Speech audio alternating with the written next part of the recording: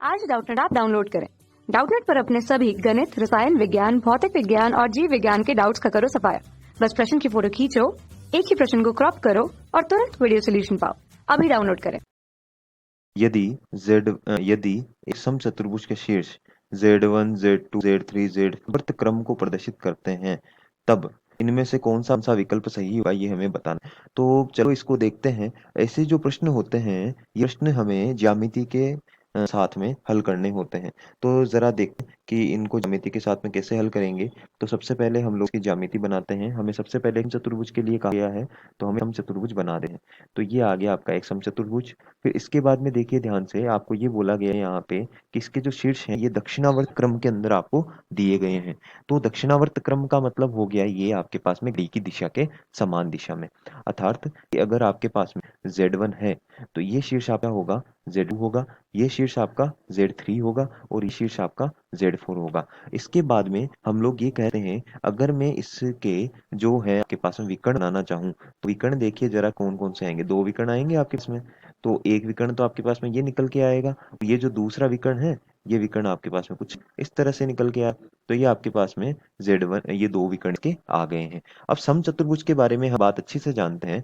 वो क्या होती है? वो ये होती है कि समचतुर्भुज के जो विकर्ण है वो एक दूसरे को लंब समद्विभाजित करते हैं। तो समचतुर्भुज कर्ण अगर एक दूसरे को लंब समद्विभाजित करते हैं, तो ये जो कोण हमारे पास में बनेगा, ये कौन सा कोण बना हमारे पास में? ये वाला मेरे पास में बनेगा। ये कोण हमें कितना बनेगा? 90 डिग्री का, यानी कि π/2 रेडियन का बनेगा। ठीक है, तो इसको मैं नाम देता हूँ Z, नाम बोल देते हैं इस, ये जो आएगा इनका लंब समद्विभाजक बिंदु आएगा उसको। अब इसके बाद में देखिए कि हमें आगे क्या करना है। तो सबसे पहले हम देखते हैं कि ये जो दो विकर्ण हैं, इन दोनों विकर्णों का जो मध्य बिंदु है वो दोनों का समान है। मध्य बिंदु दोनों का समान है, तो हम लोग ये कह सकते हैं यहाँ पे कि अ,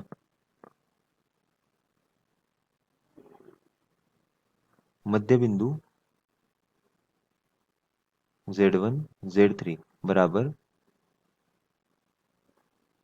मध्य बिंदु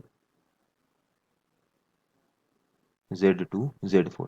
अर्थात हम कह सकते हैं कि इनका मध्य बिंदु आएगा Z1 प्लस Z2 और इनका जो मध्य बिंदु आएगा वो आएगा Z प्लस Z4 बटा 2। अब हम लोग क्या करें, यहाँ से देखिए 2 से 2 जाएगा और सभी सम्मिश्र संख्याओं को एक ही तरफ लेने से ये बनेगा Z1 minus Z2 plus Z3 minus Z4 बराबर 0।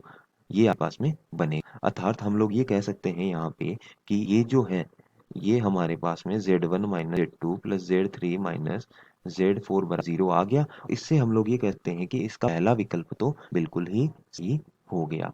तो ये पहला विकल्प जो है ज्ञात करने में ज्यादा दिक्कत नहीं हुई। फिर इसके बाद हम लोग देखते हैं कि दूसरा विकल्प सही नहीं हो सकता अगर पहला विकल्प सही है। बात करते हैं तीसरे और चौथे विकल्प के बारे में।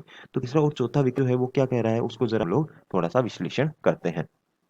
तीसरा और चौथा विकल्प देखो क्या कह रहा है कि Z2 Z4 को मिलाने वाली लाइन, Z2 Z4 को मिलाने वाली लाइन यानी कि ये कर्ण, और नीचे दिया हुआ है Z1 Z3 को मिलाने वाली लाइन यानी ये वाला विकर्ण। और इन दोनों बीच का जो कोण है वो कितना है? π/2 है, जो कि हमें डायग्राम यानी इस चित्र से भली भांति पता चल रहा है। तो हम लोग ये क्या कह सकते हैं यहाँ पे, हम लोग ये कह सकते हैं कि कोण,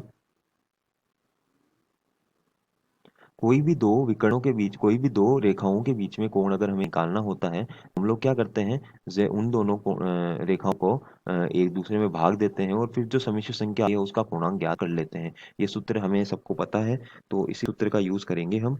जैसा कि आप लोग जानते हैं ये सूत्र है जो हमें याद रखना होता है। तो ये मैं सूत्र यहाँ लिख देता हूँ आपके लिए। ये सूत्र आपके पास बन जाएगा Z2 माइनस Z4 बटा Z1 माइनस Z3। तो ये जो है ये क्या बताएगा आपके पास में कि कितना आएगा, यानी ये कोण कितना दिख रहा है हमें यहाँ पे? π/2। Z1 Z2 को मिलाने कर्ण और Z1 Z3 को मिलाने वाला विकर्ण के बीच का जो कोण है वो कितना है? π/2 है। तो ये आपके पास में यहाँ पे क्या बन गया, ये वाला जो है ये आपका विकल्प सही हो गया, तीसरा विकल्प। तो आप यहाँ पे क्या कह सकते हैं, इसी चीज को मैं ये भी लिख सकता हूँ कि कोण जो है आपका कौन सा, ये Z1 O Z4 बराबर कितना है? π/2 है। और इसी के आधार पे हम कह सकते हैं कि कोणांक Z2 माइनस Z4 बटा Z1 Z3 बराबर कितना है आपके पास में? π/2 निकल के आएगा। तो हमारा जो विकल्प है वो तृतीय विकल्प जो है तीसरा विकल्प जो है वो बिल्कुल सही है। तो ये बहुविकल्पी प्रश्न में बहुत एक से अधिक जो विकल्प सही होते हैं तरीके का क्वेश्चन हो गया। तो धन्यवाद। कक्षा 6वीं से 12वीं से लेकर नीट, IIT, JEE वो एडवांस के लेवल तक 1 करोड़ से ज्यादा छात्रों का भरोसा। आज ही डाउनलोड करें डाउटनेट ऐप या व्हाट्सएप करें अपने सारे डाउट्स 8400 400 400 पर।